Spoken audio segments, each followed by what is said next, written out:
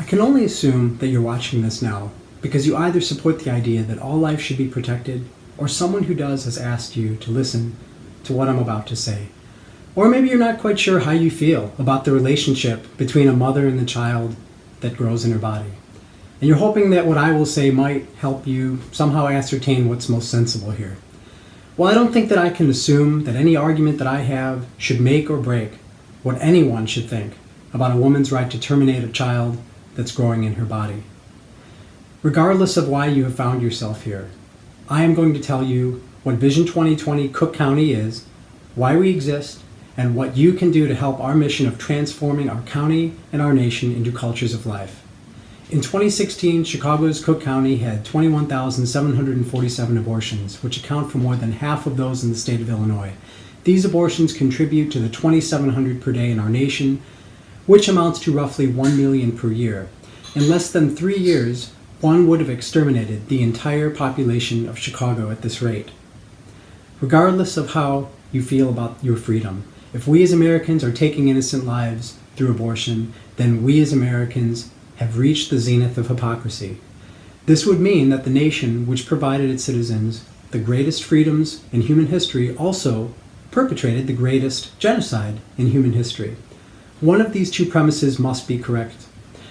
We have all heard people state that history tends to repeat itself, and the great American writer Mark Twain told us that history often rhymes. Whether history repeats itself or rhymes, history has proven that we simply cannot determine what is right from what any predominant culture deems right at any given time. Again, history has proven that we simply cannot determine what is right from what any predominant culture deems right at any given time. Nearly every known crime against humanity today was accepted by a predominant culture or cultures and only corrected after a select few chose to rise against the prevailing tide in order to steer the populace back to a higher moral state. And while we can go as far back in history as the earliest recorded civilizations to demonstrate this, we need not do so at all. Did you know that the largest murder spree of the 20th century grew out of a system of government that has been welcomed and developed in several nations and is still accepted and maintained in many nations today? I am fairly certain that nobody watching this has any desire to live in North Korea. Communism is not something that only exists in an isolated nation far away that nobody has heard of. China is one of the most formidable nations existing today and is a communist nation. The greatest murder spree in history arguably occurred under the dictatorship of Joseph Stalin, which followed the Bolshevik Revolution in the former Soviet Union, the birthplace of communism. Most agree that more than 20 million people were either sentenced to death or killed by famine as a result of early Soviet communism, a form of government which, as one writer put it, is contemptuous of human nature. We have seen much the same in Venezuela in recent years. Hugo Chavez was celebrated not only by his own people, but by several Americans that I think that you are familiar with, namely MIT professor Noam Chomsky, civil rights activist Jesse Jackson, and actor Sean Penn, to name a few. Yet the very things these respected people celebrated drove Venezuela into a present state of anarchist chaos. Did you know that most of Adolf Hitler's evil plan was published in a book long before his rise to power was stifled by the Allied forces? Mein Kampf was published in 1924, and yet Adolf Hitler continued to rise in power and nearly conquered all of Europe. It wasn't until 1940 that the Allies finally determined that Nazism needed to be crushed. His book was a manifesto for all of the terrible evil that he would propagate, and yet was a bestseller in Germany for some time. What about something that hits closer to home for Americans? I suspect that most people listening to this now would agree that nobody should be denied their basic human freedoms based on ethnic origin.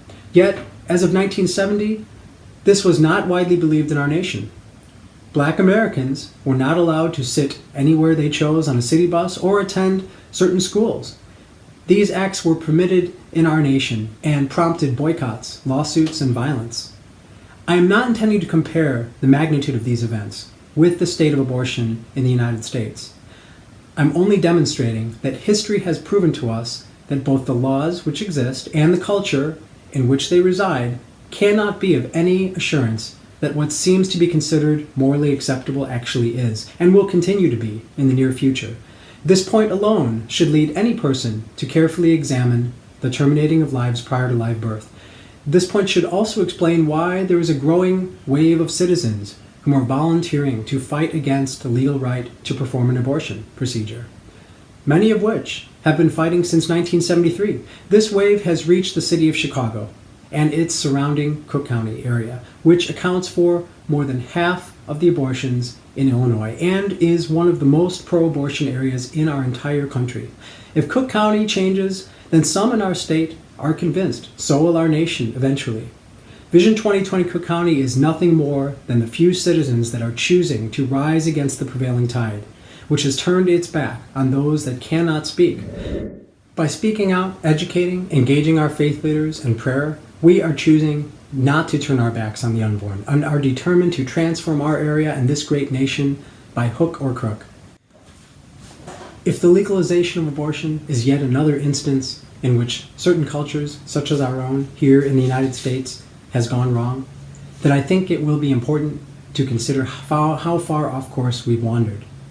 Roughly 60 million abortions have occurred legally in the United States since 1973, nearly 2,700 per day. Some are now stating that this right should be granted even moments before normal labor, which is well after the term in which several children have been born, including my own child born several weeks early. My home state of Illinois has just recently legislated that our tax dollars can now be used to subsidize abortions for state employees, with the passage of the HB 40 bill, which some estimate will generate 12,000 additional abortions per year. If you're already on the side of life, then I would urge you to closely examine if you are doing enough. Do you go to a church, a synagogue, a mosque, or a temple? Is your pastor, rabbi, imam, or spiritual leader speaking about life? Have you been voting for candidates that promote or support life from womb to tomb? Are you subsidizing abortion by spending your hard-earned wages at businesses that donate heavily to promote abortions when adequate substitutes exist? Or when these businesses are providing you a luxury as opposed to a true necessity? Did you know that there are nearly 40 companies that contributed more than $1 billion to Planned Parenthood in 2016? Many of these sell us products that we don't need or that there are suitable replacements for. Are you looking for a way to support the culture of life but not sure how? I'm going to give you 3 easy ways right now.